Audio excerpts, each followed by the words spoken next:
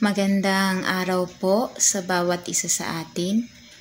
Tayo po ngayon ay patuloy sa paggunita ng 7 huling wika ng ating Panginoon. At sa oras pong ito, tayo po ay dadako sa 3 wika. At ito po ay ating mababasa sa Book of John, chapter 19, verse 26 hanggang 27.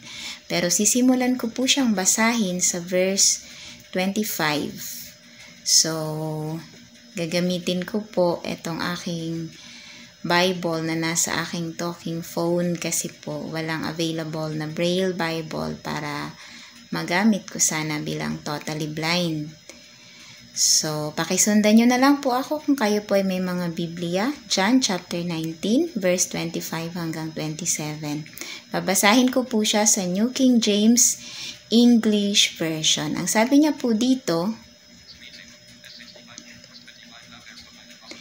"Now there stood by the cross of Jesus his mother and his mother's sister, Mary the wife of Cleopas and Mary Magdalene." Verse 26, "When Jesus therefore saw his mother and the disciple whom he loved standing by, he said to his mother, 'Woman, behold your son.'" Verse 27, "Then he said to the disciple, 'Behold your mother.' And from that hour that disciple took her to his own home." So, pinagpala po ng Panginoon ang pagkabasa ng kanyang salita. So, meron po tayong 3 mahahalagang insight na titingnan dito sa passage na ating pong binasa.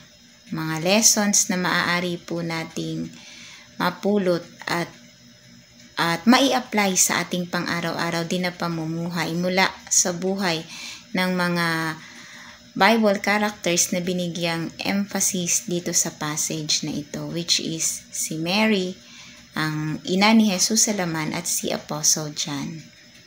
So, number 1 po, sabi niya dito,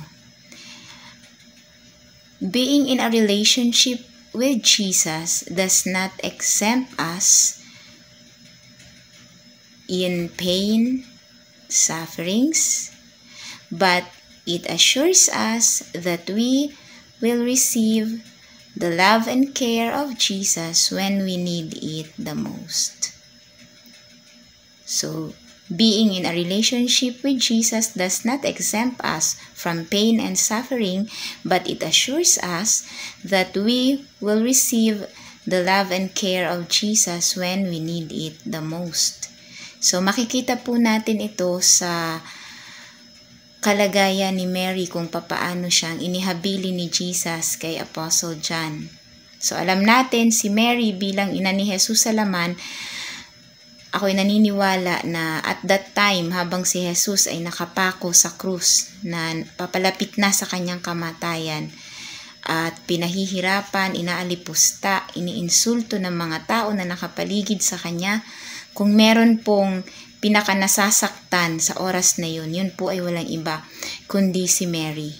Bagamat alam na ni Mary sa simula't simula pa lang na itong si Jesus ay hindi pangkaraniwang tao. Diba? Siya ay anak ng Diyos, anak ng kataas-taasan. Sabi ng anghel na naging sugo ng Diyos para ipaalam sa kanya yung kanyang pagbubuntis. Pero bilang ina, 'di ba? Hindi pa rin maiaalis sa kanya na talagang nasasaktan siya sa oras na 'yon habang pinagmamasdan niya na nahihirapan yung kanyang anak, 'di ba? So si Mary po ay may mahalagang role na ginampanan sa pagkakatawang tao ni Jesus. Siya po yung ginamit na instrument para doon sa process ng kapanganakan ni Jesus, 'di ba? Dahil nung nagkatawang tao si Jesus, dumaan siya sa tamang proseso. Siya ay pinaglihi, ipinanganak, at pinalaki, 'di ba, sa isang pamilya. So si Mary po yung tumupad dun sa role na yon bilang ina ni Jesus sa laman. At kaakibat nung kanyang role na ginampanan as the mother of Jesus in the flesh, yung pain, yung suffering na kanya pong nararamdaman sa oras na yon habang pinagmamasdan niya si Jesus doon sa krus ng Kalbaryo. So, kung hindi siya yung naging ina ni Jesus sa laman, syempre hindi naman siya masasaktan, di ba? Hindi siya mahihirapan. But because she accepted that role nung ibinigay ito sa kanya ng Diyos Ama, kasama po dun yung pain, yung suffering na kanyang nararanasan sa panahong yun. Diba? So, kagaya din po sa atin, minsan, sa pagtawag sa atin ng ating Panginoon, kasama din minsan yung mga sufferings. Minsan may mga sakit, minsan may mga sacrifices na kailangan tayong gawin. Pero, bahagi po yun ng ating pagkatawag. Bahagi po yun ng mga bagay na nais ng Diyos na gampanan natin. Ba? And, bagamat hindi tayo exempted sa kahirapan na yon, sa mga sakit na yon, tinitiyak naman sa atin ng ating Panginoong Hesus na mararanasan natin ang kanyang pagkalinga sa panahong ito ay kailangan natin. Just like Mary, 'di ba? Hindi naman siya pinabayaan ni Hesus na mag-isa doon sa sitwasyon na kanyang nararanasan. Diba? Alam ni Jesus na tapos na yung kanyang mission dito sa lupa. Pagkatapos niyang mamatay, mabubuhay siya at aakyat na siya sa langit. So alam niya na sobrang malulungkot, sobrang mangungulila itong si Mary bilang kanyang ina sa laman. Kaya ang ginawa niya, nag-provide siya ng tao na siyang kakalinga, kukup-kup kay Mary sa panahon ng kanyang kalungkutan. At yun nga po ay si Apostle John. So, mga kapatid, ganun din po sa bawat isa sa atin. 'Di ba? Kahit na may mga paghihirap, kahit na may mga sufferings tayo, hindi natin ito dapat takasan, hindi natin dapat talikuran yung role natin, yung pagkatawag sa atin ng Diyos. Dahil yung ating mga pangangailangan, even emotional man yan or even material, ipagkakaloob yan ng ating Panginoong Jesus. 'Di ba? We will experience His love and care for us in the moments when we need it the most. Kagaya nga po ni Mary, di ba? Ibinigay ng Diyos yung tamang tao na kukup-kup sa kanya, kakalinga sa kanya sa panahon na kanyang kailangan. Amen? So, that is number 1. Pangalawa po, being in a relationship with Jesus involves receiving special tasks that are meant personally to each one of us. So being in a relationship with Jesus involves receiving special tasks that are personally meant for each one of us or personally designed for each one of us. So makikita po natin si Apostle John, specifically siya talaga yung pinagbilinan ni Jesus tungkol kay Mary. 'Di ba? Hindi generalize yung pagkakabilin ni Jesus. Hindi niya sinabi to his disciples, 'di ba? Specific talaga ito kay Apostle John. So yun talaga yung tungkulin, yun talaga yung gawain na ipinagbilin niya kay Apostle John. 'Di ba? He called him, or the Bible calls him, the Bible calls Apostle John as the disciple whom Jesus loved. 'Di ba?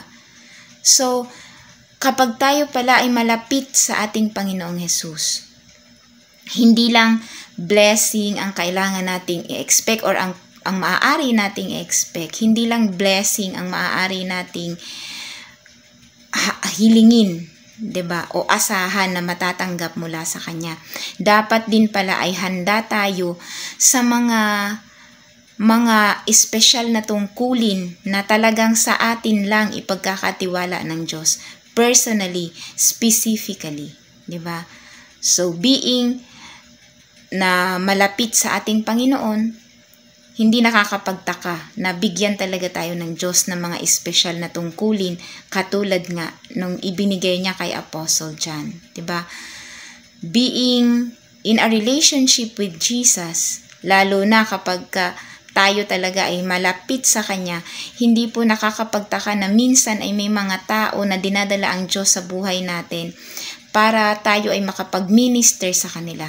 Tayo ay makapagparanas ng pagmamahal sa kanila. Tayo ay makapagparanas ng pagmamalasakit. Maipadama natin yung pag-ibig ng Diyos sa bawat isa sa kanila. Diba? Just like Apostle John na ginamit ng Diyos, diba? Para ipadama yung pagkalinga, yung pagmamalasakit kay Mary sa panahon ng kanyang pangangailangan. So nawa po, ang bawat isa sa atin ay handa sa panahong ito. Kagaya ni Apostle John, makikita natin wala siyang anumang pagtutol sa kanyang puso. Diba? Nung ipinagbili ni Jesus, nung in-establish na ni Jesus yung kanilang relasyon bilang mag-ina, sabi niya kay Mary, "Woman, behold your son." So, parang sinasabi niya kay Mary na siya na, 'di ba, yung ituring mong anak. Siya na yung ariin mong anak. 'Di ba, in my absence. And kay Apostle John naman, ariin mo siyang ina. Mahalin mo siya bilang sarili mong ina, 'di ba? So, as Jesus established that mother and son relationship between the two of them, hindi po nagdalawang isip si John. Sabi doon, from that hour, mula mismo sa oras na yun, hindi na niya ipinagpaliban pa. Hindi na niya inisip na saka na lang. Diba? Saka na lang, sa susunod na linggo na lang. Diba? From that hour, mula mismo nung time na yun, kinupkup na niya at kinalinga si Mary bilang pagsunod sa utos ng ating Panginoong Jesus. So nawa, ganun yung puso ng bawat isa sa atin. Na kapag ka merong tao na dinadala ang Diyos sa ating mga buhay, or kapag ka merong utos ang Diyos sa atin na magpakita tayo ng kabutihan, ng pag-ibig sa ating kapwa, nawa walang pagdadalawang isip, walang pagpapaliban, kundi agad-agad na pagsunod bilang katugunan sa utos ng ating Panginoon. Amen? So, number 3 po, at huli kong babanggitin, being in a relationship with Jesus involves boldly and bravely taking a stand on His side no matter what. Being in a relationship with Jesus involves boldly and bravely taking a stand on His side no matter what. So makikita natin, nung time na yon, si Mary at si Apostle John, ang sabi doon sa binasa nating verse, nakatayo sila sa tabi ng krus ni Jesus. Diba? They are standing by the cross of Jesus. Sino ba si Jesus sa paningin ng mga tao ng mga oras na yon? Si Jesus sa paningin ng mga tao ng mga oras na yon ay isang kriminal na hinahatulan, isang kriminal na pinaparusahan. Hindi siya dinadakila, hindi siya sinasamba, hindi siya pinararangalan ng mga oras na yun. Siya ay inaalipusta, siya ay iniinsulto, 'di ba? At siya ay kinokondem ng lahat ng tao. Para sa kanilang paningin, si Jesus ay makasalanan nung panahon na yun. Pero hindi po yun naging hadlang upang ang mga taong ito ay manindigan sa panig ni Jesus. Well, si Mary, bilang ina ni Jesus sa laman, hindi naman nakakapagtaka na talagang gagawin niya yun. 'Di ba? Natural sa isang magulang, lalo na sa isang ina, na talagang damayan ang kanyang anak sa gitna ng kahit anong sitwasyon. 'Di ba? Even sa ganong sitwasyon na kinokondem siya, hinahatulan siya. Natural yun kay Mary bilang ina ni Jesus sa laman. Pero si Apostle John, kung titingnan natin, hindi sila related by blood, 'di ba? Wala silang blood relationship. Si Apostle John ay isa lang sa mga naging alagad ni Jesus, na kung tutuusin ay pwede na siyang magtago, pwede na siyang tumakas ng mga panahon na yun, 'di ba? Kasi si Jesus nung time na yun ay hindi na siya nangangaral. Hindi na siya nagmi-minister. Hinahatulan na siya. 'Di ba? And in fact, doon sa ating binasa, si Apostle John lang yung alagad na nandun sa time na yun, kasama ni Mary. So, bagamat hindi na binanggit ng Bible kung nasa na yung mga ibang alagad. Diba? Pero ang malinaw lang, sa time na yun, wala sila doon. Si Apostle John lang ang naroroon at hindi nahihiya na i-identify ang kanyang sarili on the side of Jesus. Bakit? Pwede naman sanang kung gusto niya lang makiusyoso, di humalo na lang siya sa crowd, di ba? Humalo na lang siya sa katauhan. At least nakikita niya yung nangyayari kay Jesus. Pero hindi siya masyadong halata. Kasi nakahalo siya sa maraming tao, di ba? Pero hindi. Talagang pinili niya na magpakilala, magpa-identify na nasa panig ako ng taong ito. Bakit? Doon mismo siya tumayo sa tabi ng ina ni Jesus. Sinamahan niya mismo si Mary at that time. Diba? So, grabing Low power reminder, paninindigan. 15% remaining. Grabing stand, diba? ng alagad na ito. Na hindi niya talaga iniwan si Jesus kahit sa ganong sitwasyon. Hindi niya siguro inisip kung ano yung sasabihin ng mga tao. Kung isasali din ba siya sa iinsultuhin? Kasama din ba siya sa pagtatawanan? O iko-condemn? Hindi na niya yun isinaalang-alang. Ang importante sa kanya, he is identified in the side of Jesus at that time. Diba? So, tayo po mga kapatid, ilan kaya sa atin ang handang gumawa nito? Madaling sumunod sa ating Panginoong Hesus kapag maganda ang buhay, kapag masaya, kapag tahimik, kapag walang problema. Pero kapag tayo ay nasa gitna na ng pag-uusig, nasa gitna na ng mga pagsubok, o kinokondem na tayo dahil sa ating pagsunod sa Diyos, inuusig na tayo dahil sa ating pagsunod sa Diyos, ilan kaya sa atin ang katulad ni Apostle John na maninindigan pa rin at magpapa-identify pa rin that he is on the side of Jesus kahit sa kabila ng mga ganitong sitwasyon. So nawa po mga kapatid, yung ganitong tapang, yung ganitong boldness, 'di ba? Ay nawa nasa puso din ng bawat isa sa atin. So this time, habang tayo po ay inaalala natin ang pagkakataong ito o pinapakinggan natin ang mensaheng ito, let us be reminded that Jesus is no longer in the cross right now. Si Jesus po ay nasa langit na. Diba? Nakaupo sa trono sa kanan ng Diyos Ama at naghahari sa kalangitan. So, kung sina Mary at si Apostle John ay nagawang panindigan, 'di ba? Pagtagumpayan yung ganitong sitwasyon, yung ganoong sitwasyon, ganoon kahirap na sitwasyon, how much more tayo na mga mananampalataya na sa panahong ito, Jesus has already won the victor's crown. Kung dati He is being condemned in the cross, ngayon po, He is the King of Kings and the Lord of Lords doon sa kalangitan. Diba? So, nawa ang bawat isa sa atin ay magkaroon ng ganitong paninindigan. Diba? Nawa ang mga aral na ito ay patuloy nating maipamuhay habang tayo ay patuloy na sumusunod sa kalooban ng ating Panginoong Hesus. Nawa ang ating mga buhay ay patuloy na maging kagamit-gamit para sa Kanya. Nawa, patuloy tayong makapanindigan, makatupad sa kanyang mga special task para sa atin.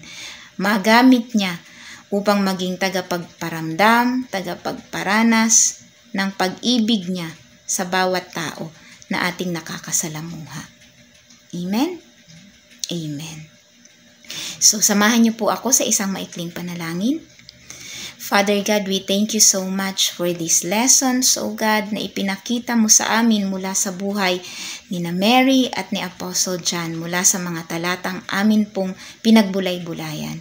Dalangin po namin, O Diyos, na patuloy mo kaming i-empower, patuloy mo kaming pangunahan sa aming pagsunod sa inyo, at patuloy po nawa, Panginoon, na ang aming mga buhay ay maging kagamit-gamit para sa inyo at makapagbigay kaluguran para sa inyong dakilang pangalan. Salamat po, Diyos. Purihin at luwalhatiin ka sa pangalan ng aming Panginoong Hesus. Amen and Amen.